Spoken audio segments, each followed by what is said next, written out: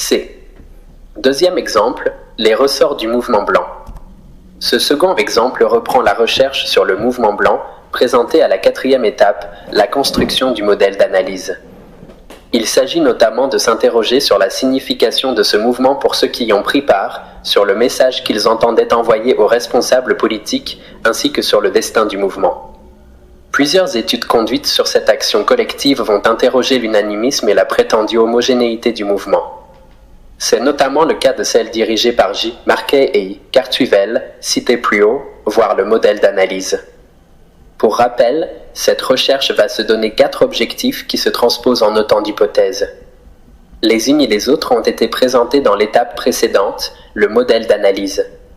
Le lecteur est invité à les relire avant de poursuivre. L'étude des mobilisations dans leur diversité et leur complexité requérait une méthode laissant place au socialement mouvant, au socialement fugace, une technique laissant à la personne interrogée la possibilité de définir et d'évaluer sa réalité.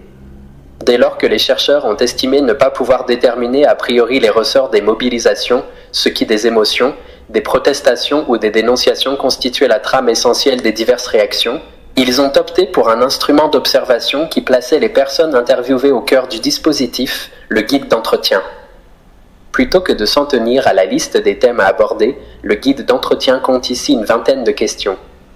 Ce mode de présentation a été retenu en raison du caractère collectif de la recherche. Il permet de s'assurer que l'ensemble des chercheurs partagent une même interprétation des divers points à aborder. Cela ne signifie cependant pas que les questions aient chaque fois été formulées en ces termes et dans le même ordre, ni même qu'elles aient toutes été posées de façon systématique, une question amenant parfois de longs développements couvrant plusieurs thématiques. Chaque entretien a sa dynamique propre qui dépend des 2 interlocuteurs, le chercheur et la personne interviewée. Dans ce type de démarche, il est essentiel de préparer avec beaucoup de soin, d'une part, la manière dont la recherche sera présentée aux personnes interrogées et, d'autre part, le guide d'entretien proprement dit. La présentation de la recherche. Concernant la présentation de la recherche, préalable à l'entretien proprement dit, il est important de préciser et d'insister sur le statut respectif du chercheur et de la personne interviewée. C'est bien cette dernière qui doit occuper la position haute, voire étape 2, l'exploration, et il convient de le lui faire comprendre. Dans cette présentation, on remarquera, d'une part, la diversité des manifestations collectives et des motifs potentiels de mobilisation évoqués, soit un rappel de l'objet de la recherche en cohérence avec les hypothèses, et, d'autre part, l'indication que c'est l'interlocuteur, et non le chercheur, qui sait, afin de lui indiquer qu'il dispose d'une grande marge de liberté dans ses propos. Voici les termes exacts qui ont été choisis pour la présentation de la recherche sur le mouvement blanc aux personnes sollicitées pour les entretiens. Nous réalisons actuellement une recherche sur les réactions des citoyens aux événements qui se sont produits en Belgique depuis l'été 1996, c'est-à-dire les disparitions d'enfants, la découverte des corps, l'arrestation de certains responsables de ces actes, les problèmes de l'enquête, etc. Ce qui nous intéresse, c'est de comprendre l'ensemble des motifs, des raisons, des sentiments qui ont poussé les gens à réagir, la manière dont ils ont vécu ces événements. Les manifestations ont été assez diversifiées. Il y a eu la Grande Marche d'octobre 1996, celle de février 1998, les marches dans les villes et les villages, les comités blancs, les pétitions, etc. Nous cherchons donc à rencontrer des personnes qui ont participé à l'une ou l'autre de ces actions et qui acceptent de nous en parler, de nous dire pourquoi elles ont entrepris cette démarche et comment elles l'ont vécue. Si l'on veut comprendre ce que la population veut dire, il semble indispensable de lui donner la parole. Le guide d'entretien. La question introductive a une importance capitale car elle doit tout à la fois rappeler l'objet de l'entretien et être construite de façon à engager la personne interrogée dans une dynamique de conversation dont elle doit devenir l'acteur principal. Il faut éviter de lui demander son nom, son âge, sa profession, etc. sur le mode du questionnaire administratif.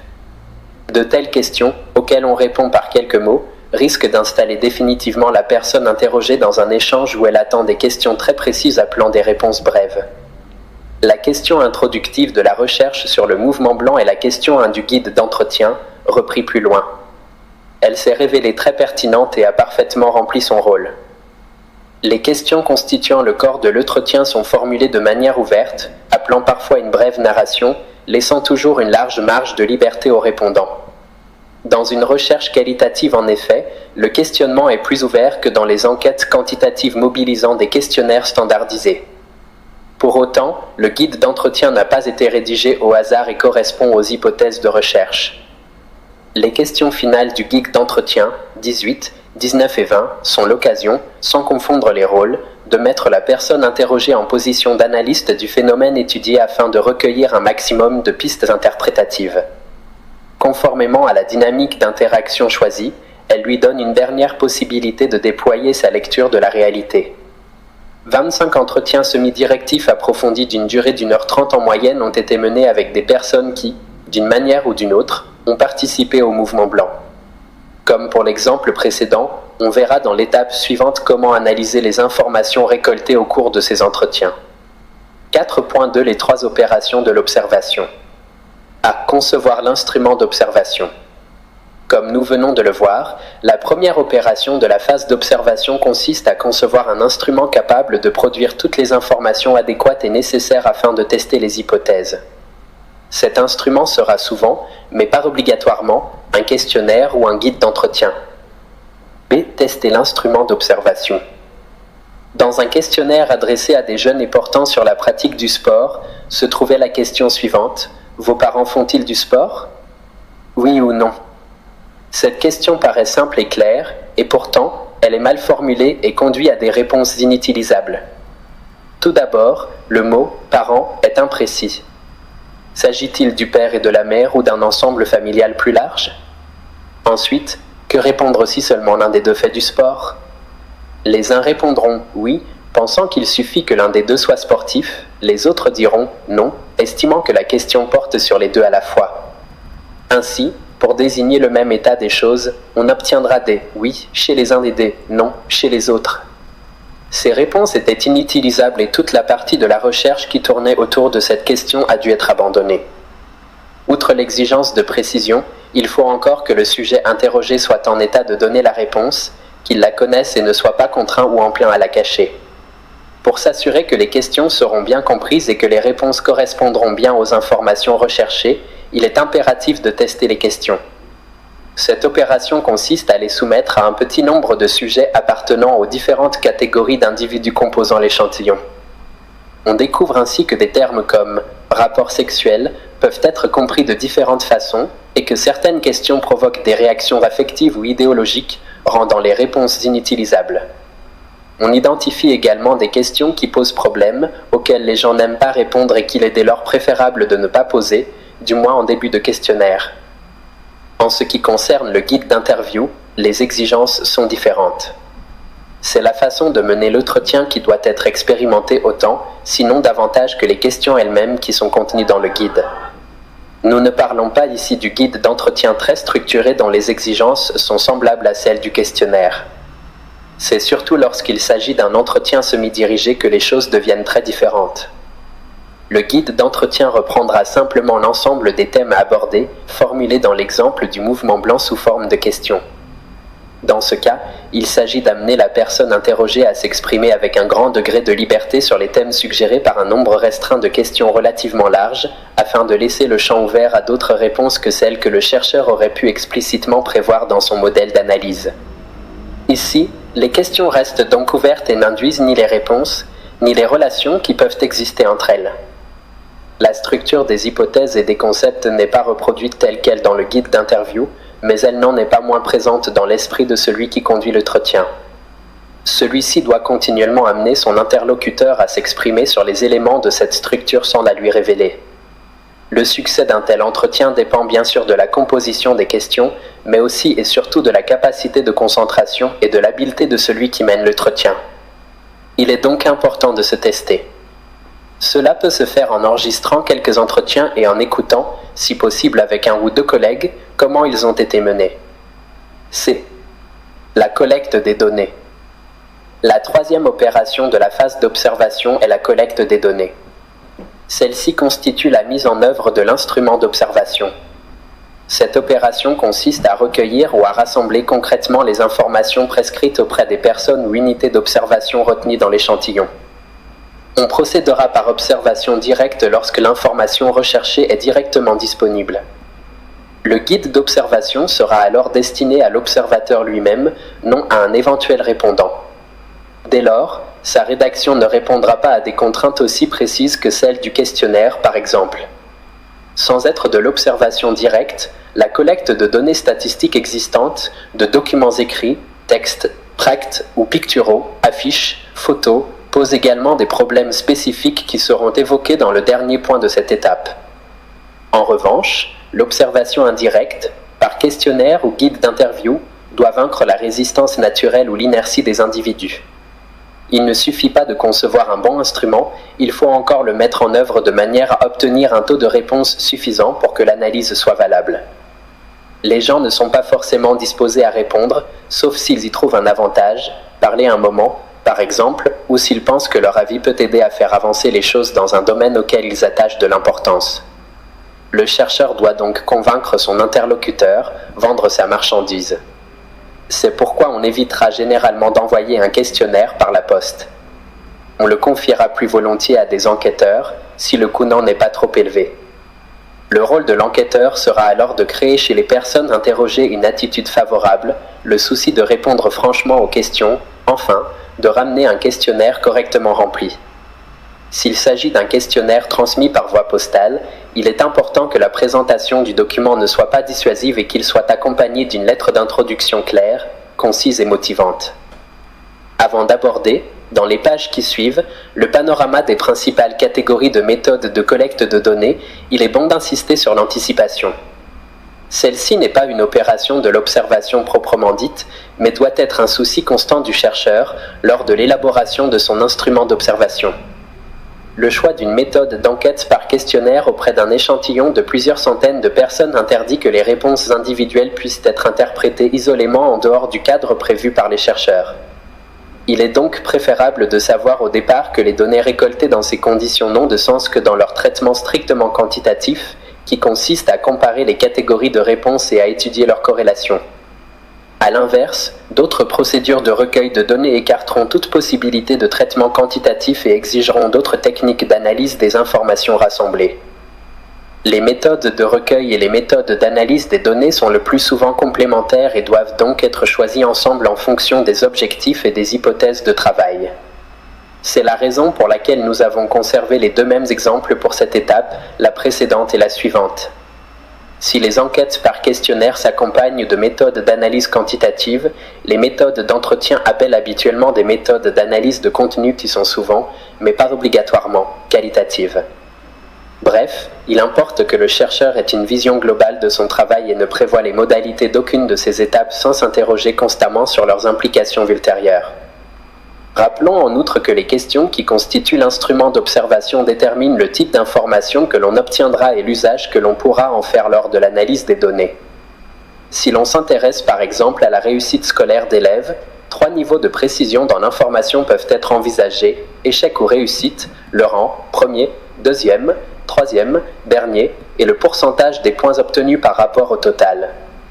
L'information récoltée dépendra de la question figurant dans l'instrument d'observation.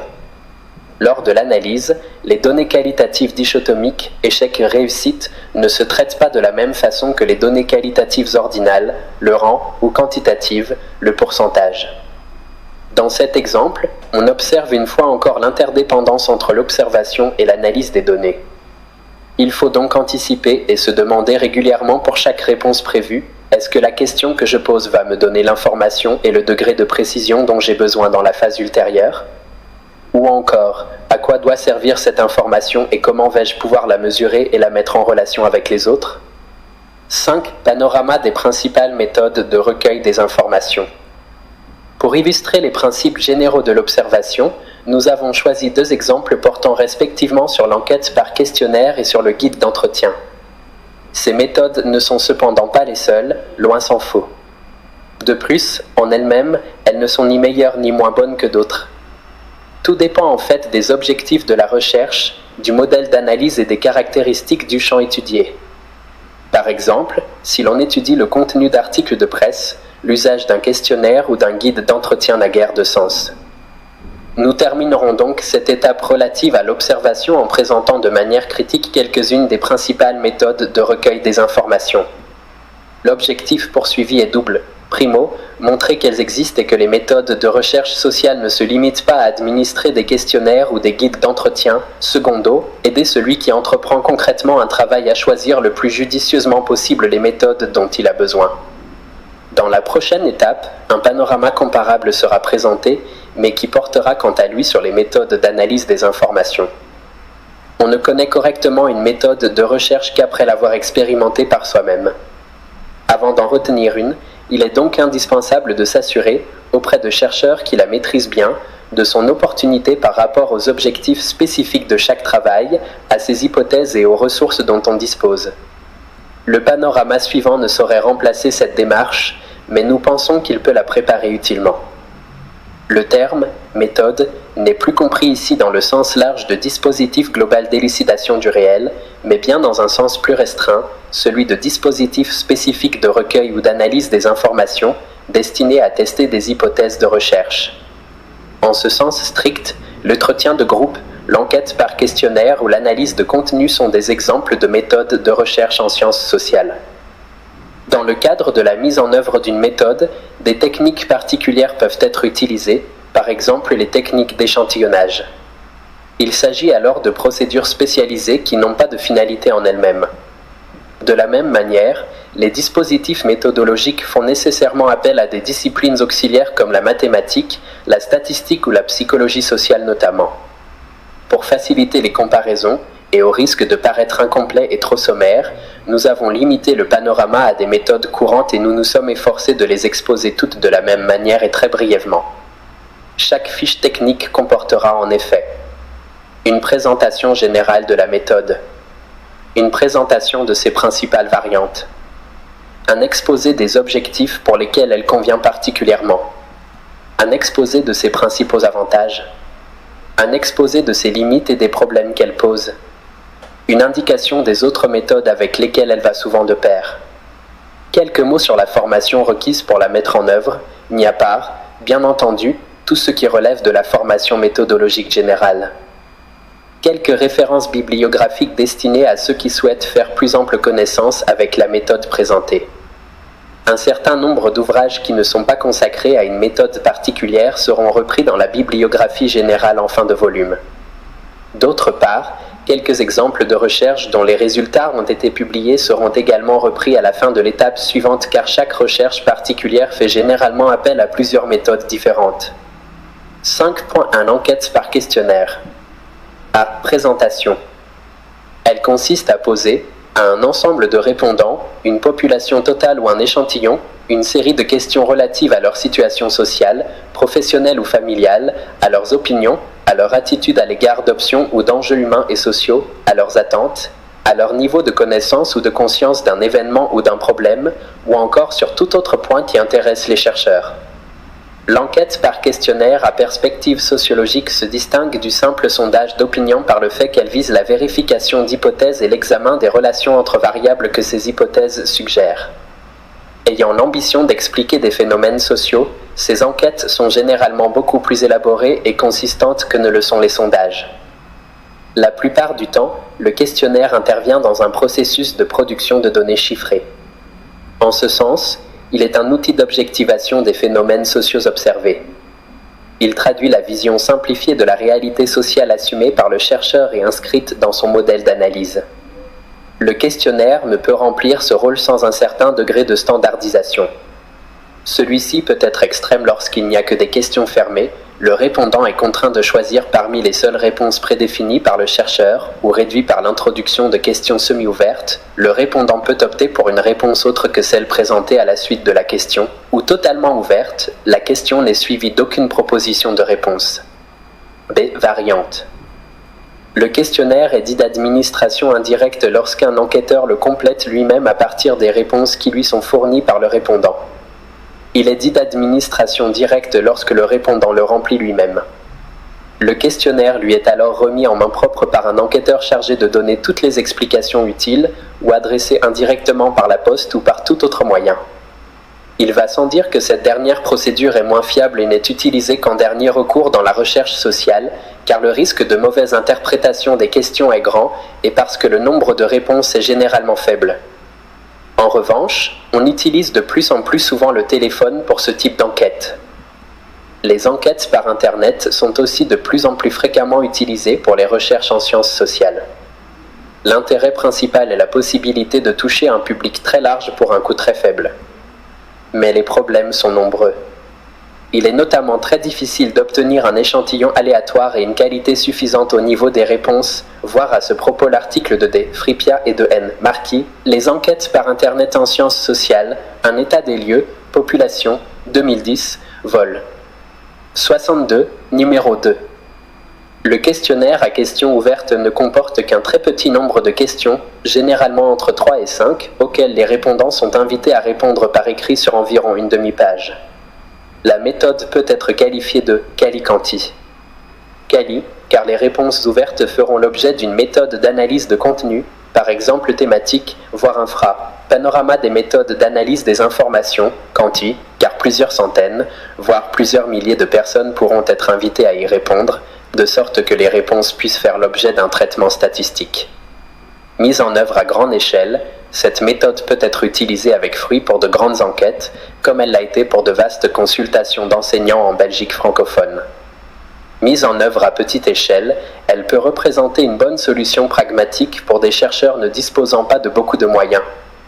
Elle est exposée de manière détaillée dans A. Franzen et P.H. Winant, 2014, le questionnaire à questions ouvertes, une méthode quali-quantitative, dans J.E. Charlier et L. Van Campenhout, d'hier, 4 méthodes de recherche en sciences sociales, cas pratiques pour l'Afrique francophone et le Maghreb, Paris, Duno, p. 117 à 167.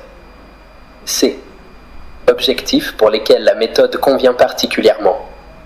La connaissance d'une population en tant que telle, ses conditions et ses modes de vie, ses comportements et ses pratiques, ses valeurs ou ses opinions. L'analyse d'un phénomène social que l'on pense pouvoir mieux cerner à partir d'informations portant sur les individus de la population concernée. Exemple, l'impact d'une politique familiale ou l'introduction de la micro-informatique dans l'enseignement.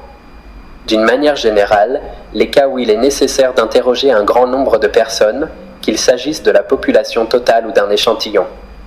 Pour les échantillons, se pose le problème de leur représentativité. Sur ce point, les différentes variantes ne sont pas équivalentes. Des principaux avantages. La possibilité de quantifier de multiples données et de procéder dès lors à de nombreuses analyses multivariées.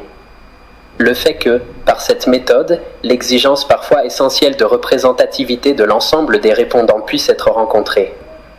Il faut toutefois souligner que cette représentativité est parfois difficile à atteindre, par exemple, en l'absence de base de sondage, et que, même lorsqu'elle l'est, elle n'est jamais absolue et toujours limitée par une marge d'erreur.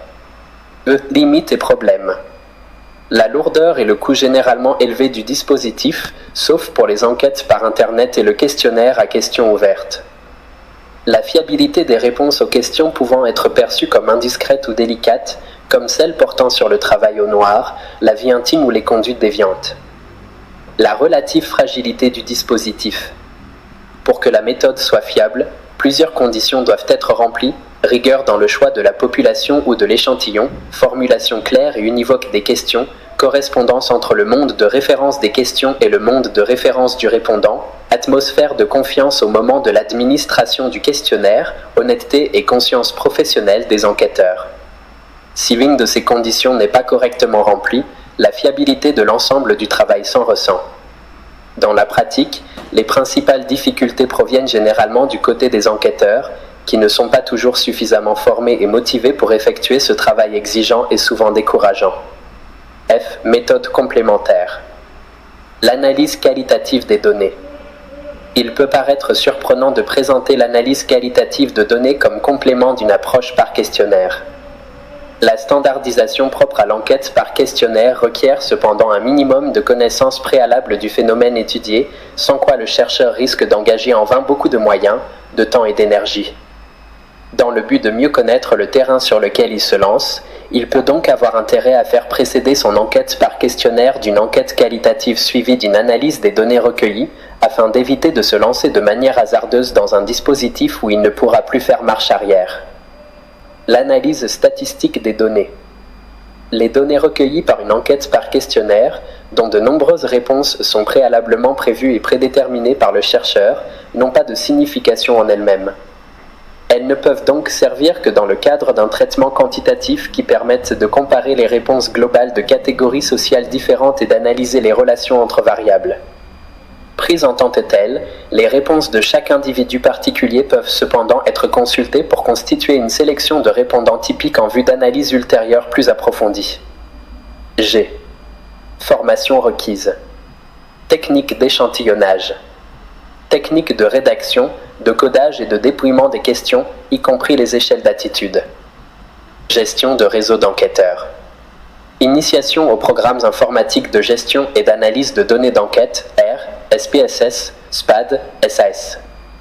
Dans le cas le plus courant où le travail est effectué en équipe et où il est fait appel à des services spécialisés, il n'est pas indispensable que tous les chercheurs soient personnellement formés dans les domaines les plus techniques. Références bibliographiques. Berthier N. 2016, Les techniques d'enquête en sciences sociales. Méthode et exercices corrigés, Paris, Armand Collin. Diglioner, 1987, questionné, Ina Blanchet et al., Les techniques d'enquête en sciences sociales, Paris, Duno, p. 127 à 182. Javot centilitres, 1992, L'enquête par questionnaire, Bruxelles, édition de l'Université de Bruxelles, Paris, Les éditions d'organisation. Le Baron F. 2006, L'enquête quantitative en sciences sociales. Recueil et analyse des données, Paris, Duno. Lorenzi Cioldi F. 1997, Les questions et les réponses qu'elles méritent, in Lorenzi Cioldi F. Questions de méthodologie en sciences sociales, Lausanne, Delachaux et Niestlé, p. 13 à 41. Selsem et Maillochon F. 2009, Ce que questionner veut dire, in le raisonnement statistique en sociologie, Paris, PUF, p. 179 à 198. Singly F. DE. 2012, Le questionnaire, Paris, Armand Collin, Col, 128. 5.2 L'entretien. A. Présentation. Sous leurs différentes formes, les méthodes d'entretien impliquent des processus fondamentaux de communication et d'interaction humaine. Elles se caractérisent par un contact direct entre le chercheur et ses interlocuteurs et par une faible directivité de sa part. Correctement mis en œuvre, ces processus permettent aux chercheurs de retirer de ces entretiens des informations et des éléments de réflexion très riches et nuancés. Ainsi s'instaure en principe un véritable échange au cours duquel l'interlocuteur du chercheur exprime ses perceptions d'un événement ou d'une situation, ses interprétations ou ses expériences, tandis que, par ses questions ouvertes et ses réactions, le chercheur facilite cette expression, évite qu'elle s'éloigne des objectifs de la recherche et permet à son vis-à-vis d'accéder à un degré maximum de sincérité et de profondeur. Si l'entretien est d'abord une méthode de recueil des informations, il reste que l'esprit théorique du chercheur doit rester continuellement en éveil de sorte que ses propres interventions amènent des éléments d'analyse aussi féconds que possible. Les principes et directives exposés plus haut pour l'entretien exploratoire, voire étape 2, l'exploration, restent globalement en application ici. Par rapport à l'entretien exploratoire, le chercheur concentrera davantage l'échange autour de ses hypothèses de travail, sans exclure pour autant les développements parallèles susceptibles de les nuancer ou de les corriger. En effet, même dans une démarche déductive, la manière de procéder aux entretiens revêt toujours une part d'induction. En outre, et c'est la différence essentielle, le contenu de l'entretien fera l'objet d'une analyse de contenu systématique destinée à tester les hypothèses et à les réviser si nécessaire. B. Variante. L'entretien semi-directif ou semi-dirigé est certainement le plus utilisé en recherche en sciences sociales. Il est semi-directif en ce sens qu'il n'est ni entièrement ouvert, ni canalisé par un grand nombre de questions précises. Généralement, le chercheur dispose d'une série de questions guides relativement ouvertes, à propos desquelles il est impératif qu'il reçoive une information de la part de l'interviewé. Il ne posera pas forcément toutes les questions dans l'ordre où il les a notées et sous la formulation prévue. Autant que possible, il laissera venir l'interviewé afin que celui-ci puisse parler ouvertement, avec les mots qu'il souhaite et dans l'ordre qui lui convient. Le chercheur s'efforcera simplement de recentrer l'entretien sur les objectifs chaque fois qu'il s'en écarte et de poser les questions auxquelles l'interviewé ne vient pas par lui-même, au moment le plus approprié et de manière aussi naturelle que possible. L'entretien compréhensif, tel qu'exposé par J. Centilitre Kaufmann, aussi, est une forme d'entretien semi-directif qui s'inscrit dans une démarche inductive où le recueil et l'analyse des informations ne sont pas des étapes successives, mais s'opèrent conjointement, au fur et à mesure des entretiens, en même temps que l'élaboration de la problématique et des hypothèses. L'objectif est de parvenir à une compréhension intime de la pensée et de l'action des sujets. Cette approche inductive se retrouve également dans la théorie enracinée ou ancrée, grounded theory en anglais, telle qu'élaborée par B. Glaser et A. Strauss, voire plus loin les références bibliographiques, où la théorisation est un processus qui dérive d'une analyse comparative des informations recueillies. Cette méthode concerne bien entendu l'ensemble du processus de recherche et pas seulement l'entretien. Une forme particulièrement approfondie d'entretien est le récit de vie. Il consiste à reconstituer la trajectoire de vie des répondants en vue de saisir comment leur manière d'appréhender leurs expériences se sont formées et transformées au fil de l'existence et des événements qui la jalonnent. Les entretiens sont alors plus longs et divisés en plusieurs séances, mais avec un nombre généralement moins élevé de personnes. Cette méthode est exposée dans plusieurs ouvrages repris dans les références bibliographiques. L'entretien centré, mieux connu sous son appellation anglaise de Focused Interview, a pour objectif d'analyser l'impact d'un événement ou d'une expérience précise sur ceux qui y ont assisté ou participé, d'où son nom. Les réactions à cet événement ou à cette expérience peuvent aussi révéler des opinions, des représentations du monde ou des systèmes de valeurs que le chercheur vise à cerner à travers elles. Cet événement ou cette expérience peuvent être de diverses natures et avoir divers supports. Un film ou un extrait de film, un discours politique, un témoignage, un reportage, une publicité. L'enquêteur ne dispose pas de questions préétablies, comme dans l'enquête par questionnaire, mais bien d'une liste de points précis relatifs au thème étudié. Au cours de l'entretien, il abordera impérativement ces points, mais sous une forme qu'il sera libre de choisir à chaud selon le déroulement de la conversation. Dans ce cadre relativement souple, il posera néanmoins de nombreuses questions à son interlocuteur.